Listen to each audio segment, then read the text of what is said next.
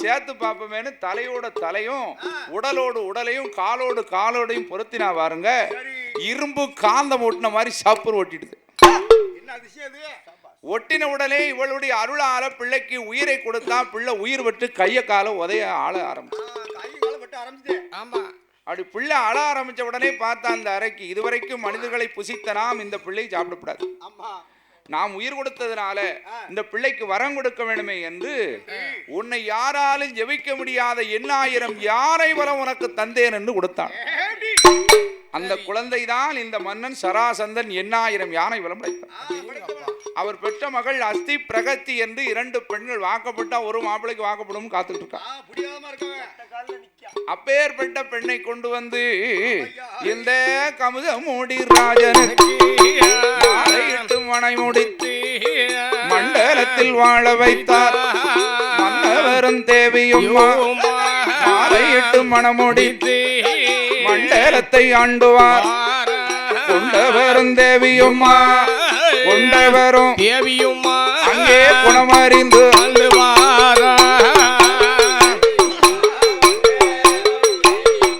அவர்கள் குணமறிந்து வாழ்ந்துவார். அப்படி வாழ்ந்து வரும் நாளையில் மன்னன் சொல்லை மனைவி கட்டு, மனைவி சொல்ல மன்னன் கட்டு, ஒருவர் சொல்லை ஒருவர்கள் அங்கே ஒத்துமையா வாழ்ந்து வாழ்ந்து வரும் நாளையிலே வாழ்ந்து வரும் நாளையிலே அந்த கருவூரும் அம்பட்டணத்தில்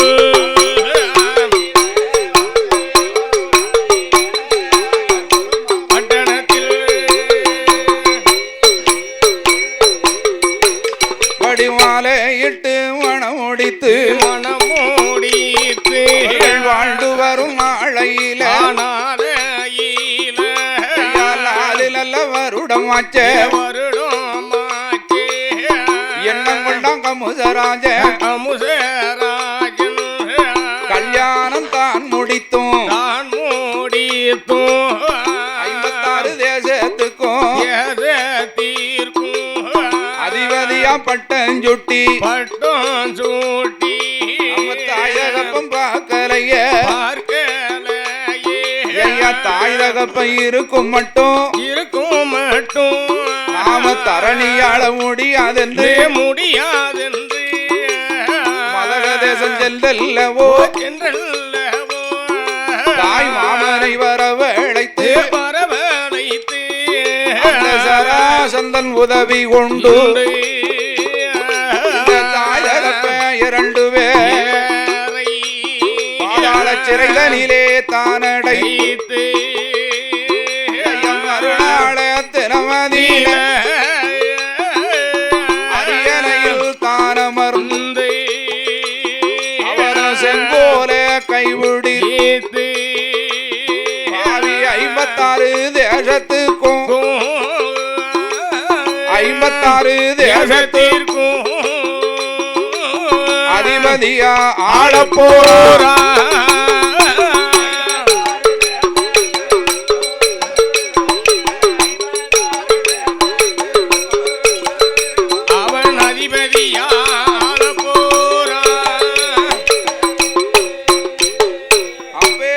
கமுசராஜன் மறுநாள் தினத்திலே தாய் தகப்பனை கொண்டு பாதாள சிறையிலே கொண்டு அடைத்து தாய்மாமன் சராசந்தனுடைய உதவியினாலே மறுநாள் தினத்திலே சிம்மாசனத்திலே வந்து அமர்ந்தான் இந்த கமுசராஜன். செங்கோல் கைபிடித்து கஜானா பேளப்பட்டியை திறந்து வாக்கான். 21 களஞ்சிய திரவிய பணம் உண்டு இவர்கள் முன்னோருடைய காலத்துல. 19 களஞ்சிய திரவிய பணத்தை தாய் தகப்பன் கொண்டு போய் மக்களுக்காகவே தான தர்மம் செய்திருக்காங்க. பார்த்தால் இந்த கமுசராஜன் நம்மளுடைய அரசாட்சியில் இல்ல கஜானாவை நாம நிரப்பணும், மக்களிடம் கொடுத்த பொன்பொருளை திரும்ப வாங்கணும். வாங்கணும்னா நேரடியா போய் கேட்டா தருவாங்களா? அதனால மக்களிடம் போடாத வரியை போட்டு வரி மூலமாகத்தான் கொடுத்த பணத்தை திரும்ப வாங்கணும். அதனால் நாம கஞ்சத்தனம் செய்யணும், கமுச வாங்கி ஆளணும். என்று இந்த மாவாவி கமசராஜன் எப்படி அரசாட்சி செய்து வருகிறான் ஐயா. அந்த கருவூரும் மாம்பட்டணத்தில் கமசராஜன் ஆண்டுவார். ஆண்டு வரும் நாளை கத்தரிக்காய் விற்றால் காசு கமுசங்கே அரைக்கீரை விற்றாலும் அரைக்காசு கமுசங்கே முருங்கக்காய் விற்றாலும் ஐயா முருங்கக்காய் விற்றாலும் முக்கால் காசு கமுசங்கே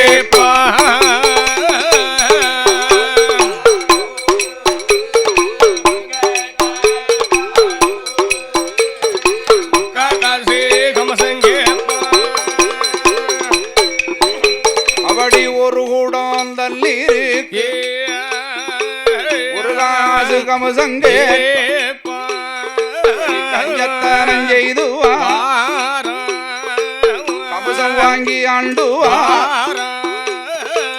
ஆட்டு வரி மாட்டு வரி அடியாயே வரிகள் போட்டான். வண்டி மாடடித்தாலும் வரிகள் உண்டு. அது நின்றாலும் வரிகள் உண்டு. வியாபாரம் விற்றாலும் வரிகள் உண்டு. அதை வாங்கினாலும் வரிகள் உண்டு. குழந்தை பெற்றாலும் வரிகள் உண்டு. குழந்தை பெற்றாலும் வரிகள் உண்டு. அது இறந்தாலும் வரிகள் உண்டு.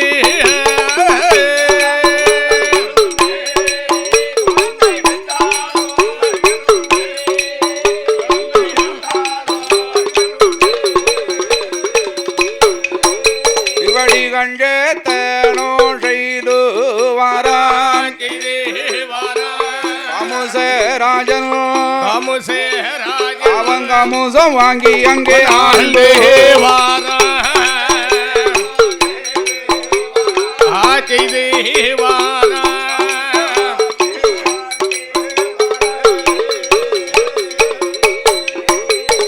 அப்பேற்பட்ட பாவி எல்லைக்கு சிம்மாசனத்துல உட்கார்ந்தானோ அன்னையில இருந்து ஒரே கஞ்சத்தனம் தான். என்ன ஒண்ணு சொல்ல மாட்டீங்க ஐயா.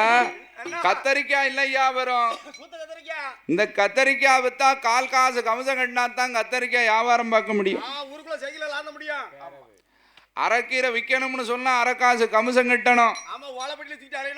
முத்துனா முருங்கக்காய் ஆகுமா? அப்பேற்பட்ட முருங்கக்காய் விற்கணுமானா முக்கால் காசு கமசம் கட்டணும்.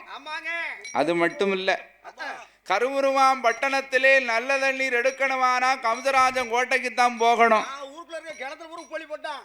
அப்படி தண்ணி எடுத்து போகும் பெண்கள் குடத்தை வாங்கி வடிகட்டி பார்ப்பானாம் பாவி. இப்பதான் 5-10 சேர்த்துக்கிட்டு இருக்கோம். என்ன அரண்மனைக்குள்ள வந்து உள்ள வந்துட்டு போறவா என்னத்தையும் கொண்டு வரப்படாதா, அதனால வடிகட்டி பாப்பா. இந்த பெண்கள் எல்லாம் பார்த்தாங்க. வடிகட்டி பார்த்ததுனால இவனுக்கு வடிகட்டி கஞ்சம்னு பேர் கொடுத்தாங்க. ஆட்டு வரி மாட்டு வரி வண்டி மாடு அடித்தாலும் வரி, வியாபாரம் விற்றாலும் வரி, வாங்கினாலும் வரி, குழந்தை பெற்றாலும் வரி, இறந்தாலும் வரி. ஏ பாவி, அப்படி கஞ்சத்தனம் செய்து கமிஷம் வாங்கி ஆண்டுகிட்டு வாரான். இந்த கருவுருமாம் பட்டணத்திலே வாழும் மக்கள் எல்லாம் பார்த்தார்கள். எம்பெருமாளே ஸ்ரீமந்த நாராயண மூர்த்தி, இந்த கம்சராஜன் அழிவதப்போ நாங்களெல்லாம் கவலை இல்லாமல் வாழ்வதப்போ என்று இறைவனை வேண்ட இந்த கம்சராஜனுடைய அடுத்த தங்கை இருக்காள பூதகணத்தோடு பிறந்தவள் பூதகி. நாளுக்கு நாள் வளர வளர அழகார சுருவமா இருக்கா. ஏ வாதவத்தி, இவன் பார்த்தா இல்ல கம்சராஜன் அரண்மனைக்குள்ள இவ்வளவு வச்சோமானா நம்மளை மதிப்பார்கள் இந்த உலகத்துல இல்ல. அதனால இவளை கொண்டு போய் கானகத்துல கொண்டு விட்டுருவாங்க. பூதகி கானகத்துல கொண்டு இருக்கா. இந்த பூதகிக்கு அடுத்தவன் இருக்காள 32 லட்சணமும் தெய்வ அம்சத்தோடு பிறந்தவா. 32 லட்சணமும் தெய்வ அம்சத்தோடு பிறந்தவா தேவகி. அப்பேற்பட்ட தங்கையை மட்டும் செல்லமா வளர்த்துவார். அப்படி கருவுருவாம்பட்டணத்தில் இந்த தேவகி பெண்கோடியா திறமையோடு வளர்ந்து நாடு ஒரு நல்ல பொழுது ஒரு நல்ல புகழோடு தங்கையை வளர்த்துவார். அடித்தரையதிலே விட்டமா தேவகிக்கு தண்டை கால்கள் நோகுமென்று பூமியிலே விட்டமா பொற்பாதோ நோகுமே என்று வளர்த்து வரும் நாடையிலே அவளுக்கு ஒரு வயதாம் இரு வயதா தேவகிக்கு மொத்தம் 3 வயதுமா மூன்றாவது வயதிலே அவளுக்கு முடியிறக்கி காதுங்கூத்தி காதுக்கு தாங்கடுக்கும் போட்டு கைக்கு தங்க காப்பணி 4வது வயதிலே நடந்து விளையாடும் பருவம்மா 5 நல்ல வயதா 5 நல்ல வயதுமாக்கே தேவகியை அறிவு பள்ளி படிக்க வைத்தார்.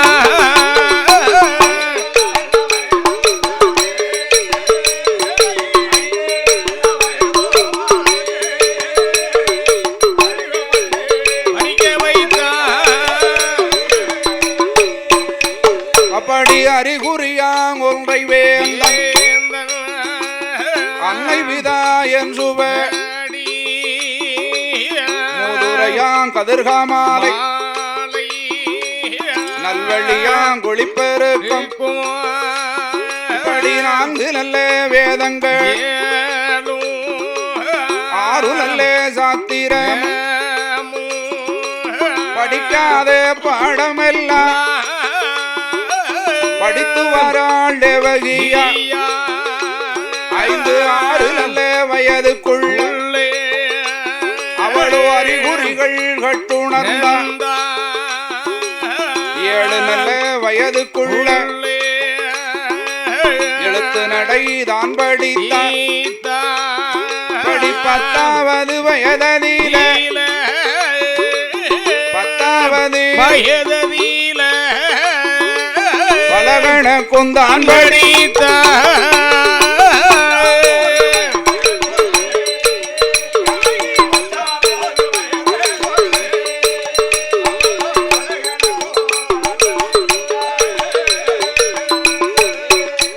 அவடி படித்து வளர்ந்து வரும் நாளையில அவள் நேரத்து பிள்ளையோடு அவளோ 10வது நல்ல வயதில தேவகியா அவள் பந்தாடி விளையாடினாள். 10வது வயதில விளையாடினாள். 5 வயது முதலாக 10 வயதுக்குள் பலகணக்கும் படித்தார். 10வது வயது அவளரத்து பிள்ளைகளோடு பந்தாடி விளையாடி கொண்டிருக்கிறாள் தேவகி. இந்த கம்சராஜன் இருக்கிறானே சாப்பிட்டு இளைப்பாரி அந்த வழியாக வருகின்ற தருணத்தில் அவளரத்து பிள்ளைகளோடு தங்கை தேவகி விளையாடி கொண்டிருப்பதை கண்டார். அப்படி கம்சராஜன் தங்கை ஏறெடுத்து பார்த்தா 1 நிமிடம் மெய் மறந்து போனான். மற்ற பிள்ளைகளை விட தங்கை தேவகி 10 மடங்கு அழகு வாய்ந்த பிள்ளையா இருக்கா. சாதாரண அழகா இந்த திருவழகை கண்டவுடனே கம்சராஜன் மனதில் நினைத்தான், நமக்கு அடுத்த தங்க பூதகிதான் நமக்கு ஆகாம போனா உதவாக போனா. தேவகி நாம செல்லமா வளர்த்து வாரோம். 10 வயதிலே நம் தங்கை இப்பேற்பட்ட அழகோடு இருப்பாளே. ஆனால் நாளை ஒரு காலத்தில் பூத்து ரகுவாகி இருந்தாளானால் இதைவிட 10 மடங்கு அழகு வாய்ந்த பெண்ணாக அல்லவா இருப்பா. அதனால நம் தங்கை தேவைக்கு சொத்தை கொடுக்கமோ பொன்பொருளை கொடுக்கமோ நகை நட்டு போடுதமோ நாட்டுல பாதி எழுதி வைக்கமோ ரெண்டாவது விஷயம். நம் தங்கை தேவையின் திருவழகுக்கு ஏற்ற அழகு வாய்ந்த மாப்பிள்ளை கையில தங்கை ஒப்படைக்கணும் என்று கமதராஜன் அப்பொழுதே மனதிலே நினைத்தான். நம் தங்கை திருவழகுக்கு ஏற்ற மாப்பிள்ளைய இப்போதே தேடி பார்த்து வச்சுக்கணும். ஏன்னா நல்ல பொண்ணுக்கு நல்ல மாப்பிள்ளை அமைய மாட்டுக்கு, நல்ல மாப்பிள்ளைக்கு நல்ல பொண்ணு கிடைக்க மாட்டுக்கு. என்ன நாளை கழிச்சு வார சண்டைக்கு இன்னைக்கு இழுத்துருவான். அவனுக்கு தான் தங்கமான பொஞ்சாதி வந்து அமைவா. குடிச்சிரு வாட்டில் படுத்துட்டு கிடப்பான். தேடி வந்து தோளில் கையை போட்டு அவளை கூட்டிட்டு போவான். எங்க அத்தாம்பலா எங்க மச்சாம்பளை ராசா வீட்டுல வந்து குடிக்கப்படாதா, இப்படி குடிச்சிட்டா ரோட்ல படுக்கணும்பா. அப்ப ஏற்பட்ட தங்கமான மனைவி கிடைக்கும் அவனுக்கு. காலையில இருந்து மாலை வரைக்கும் மாடா வளைச்சு ஓடா தேஞ்சி ₹1 செலவு பண்ணாம வீட்டுல வந்து புண்டாஞ்சி கையில கொண்டாந்து கொடுப்பான். அவனுக்கு புண்டாட்டி எப்படி வாச்சிருப்பா தெரியுமா? இந்த 1000 வாவாக்கு தான் காலையில இருந்து வேலைக்கு போனிரம்பா. ₹1 செலவு பண்ணாம பொஞ்சாதி கையில கொண்டாந்து கொடுப்பான். அவனை பார்த்து கேட்பான், இந்த 1000 வாவாக்கு தான் காலையில இருந்து போனிருக்கும். அதான் பாருங்க, நல்ல மாப்பிள்ளைக்கு நல்ல பொண்ணு அமையாது, நல்ல பொண்ணுக்கு நல்ல மாப்பிள்ளை கிடைக்கும். இந்த இடையூறுகள் எல்லாம் நம் தங்கைக்கு இருக்கக்கூடாது. அதனால நம் தங்கையின் அழகு கேட்ட அழகு வாய்ந்த மாப்பிள்ளையும் குணம்படைத்த மாப்பிள்ளையாகவும் இருக்க வேண்டும் என்று கமதராஜன் தங்கைக்கு மாப்பிள்ளை இப்பொழுதே நாம தேடி வச்சுக்கணும் என்று இந்த கமதராஜன் யாரை அழைத்தான்? ஐயா 1000 மந்திரியில் 4 நல்ல மந்திரியை நலமுடனே தான் அழைத்து வாரும் பிள்ளாய் மந்திரிய எனது வார்த்தைப்படி சொல்லை கேளும் நமது தங்கை தேவகிக்கு அழகுக்கு அழகு கேட்ட அழகு வாய்ந்த மாப்பிள்ளைதான் எந்த தேசத்திலே இருந்தாலும் இன்பமோடு அழைத்து வாரும் 4 மந்திரியை தான் அழைத்து மாவாவி கமசராஜன் 4 யானை தன்னை தான் கொடுத்தான். 4 ஆனை சுமக்குகின்ற பொன்பொருளை மந்திரி கையில் ஒப்படைத்து தேவையாள் அழகு கேட்ட மாப்பிள்ளையை கைவிடித்து எந்த தேசத்தில இருந்தாலும் இன்பமோடு அழைத்து வாரும் என்று கமதராஜன் அனுப்பும் போதே 4 நல்ல மந்திரிமார் அங்கே நரவோடு பயணமான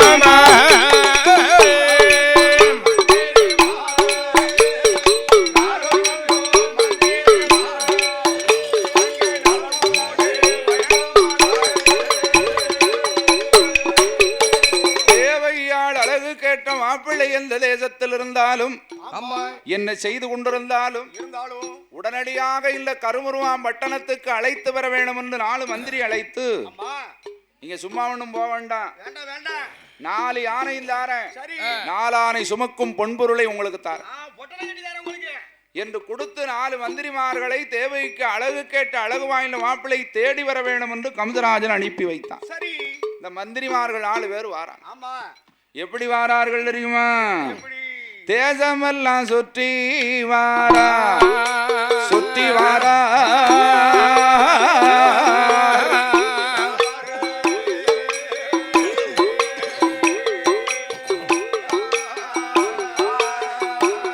தேவகிக்கு மாப்பிள்ளையை தேடி வாரா தேடி வாரா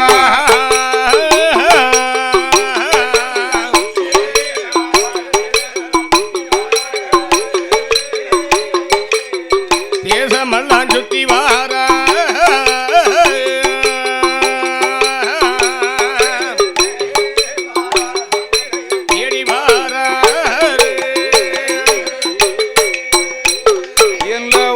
அகிலமெல்லாம் சுற்றி வாரா மாப்பிள்ளையை தேடி வாரா அகிலமெல்லாம் சுற்றி வாரா சுற்றி வாரா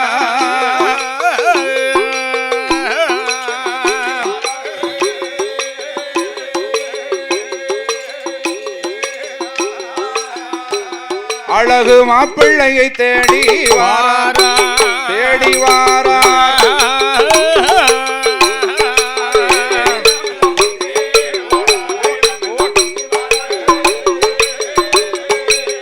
அகிலமெல்லாம் சுத்தி வாரா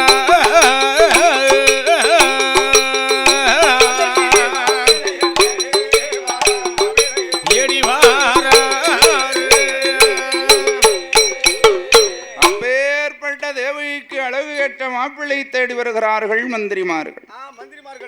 ஐயா, என்ன தேடாத இடமும் இல்லை, போகாத ஊரும் இல்லை.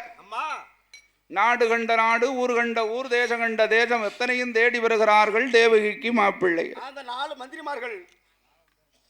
அப்படி 4 மந்திரிமார்களும் அப்படி ஒவ்வொரு தேசமாக தேடி வரும்போது பொதுவா 10 பேர் இருந்தான்னு சொன்னா அதுல ஒரு புத்திசாலி கண்டிப்பா ஒருத்தர் இருப்பான். அது மாதிரி 4 பேர் மந்திரிமார்கள்ல ஒரு புத்திசாலி மந்திரி. ஆமா, நம்ம கண்ண மந்திரி மாதிரி. சரி, அதானே. அப்பேற்பட்ட மந்திரி சொன்னா, எப்பா 4 பேர் எங்க போனாலும் ஒண்ணு போல போவோம், ஒண்ணு போல வரவும், இப்படியே தேடிக்கிட்டு இருந்தோம்னு சொன்னா மாப்பிள்ளை கிடைக்க ரொம்ப நாள் ஆகு போகும், நல்ல வருஷமும் ஆயிப்போம்.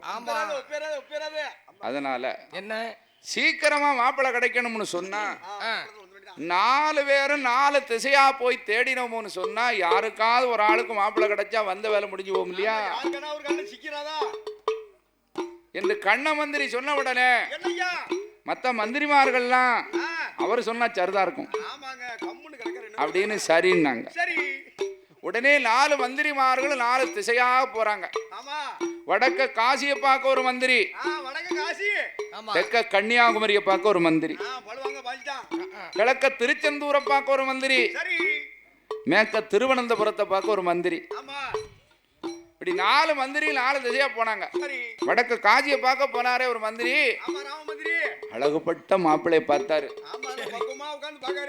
மாப்பிள்ளை ஜம்முன்னு இருக்காரு, நல்ல கூலிங் கிளாஸ் போட்டிருக்காரு, கருப்பு கண்ணாடி. அப்படின்னு இந்த மந்திரி நினைச்சு, ஐயா உங்களை மாதிரி அழகு வாழ்ந்த மாப்பிள்ளையத்தானே நாங்க தேடிக்கிட்டு அலைஞ்சுக்கிட்டு வாரோம், முதல்ல கைய கொடுங்க. உங்களுக்கு எந்த ஊருனா? கைய எங்க நிட்டுனா கைய அங்க தேடுதான். என்னன்னு பார்த்தா பாவிக்கு கண்ணும் தெரியல, கண்ணாடியை கலக்கட்டி பார்த்தா கண்ணு 2 முழிச்சுக்கிட்டு தான் இருக்கு, ஆனா பார்வை இல்ல, முழிகன் குருடு. இவனை கொண்டுகிட்டு போனோம்னு சொன்னா கமுதராஜன் மெனைக்கிட்டு இங்க வான கூப்பிட்டு 2 முழியும் நோண்டிடுவான். அதனால இந்த மாப்பிள்ளை வேண்டாம்னு வடக்க போனவன் வந்துட்டான்.